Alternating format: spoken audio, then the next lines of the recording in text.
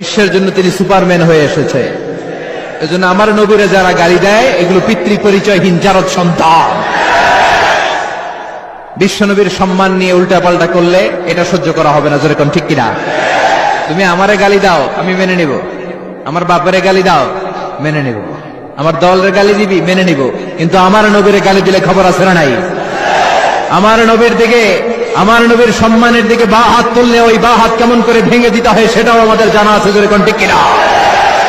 বিশ্ব নবীর সম্মান ইটস অ্যান আনপ্যারালাল ইস্যু। এই ইস্যুতে হেফাজত নাই, এই ইস্যুতে জামাত নাই, এই ইস্যুতে চরমনাই নাই, এই ইস্যুতে সরসিনা নাই, এই ইস্যুতে তাবলীগ নাই, আওয়ামী লীগ নাই, জামাত নাই। 17 কোটি মানুষ এক প্ল্যাটফর্মে দাঁড়িয়ে যায়, চিল্লায় বলেন ঠিক কিনা? কারণ এই নবীর সুপারিশ ছাড়া আমি আপনি জান্নাতে যেতে পারবো না, যেরকম ঠিক কিনা?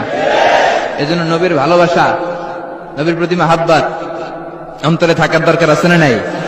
আল্লাহকে যে পাইতে চায় হযরতকে ভালোবেসে, আরশ কুরসি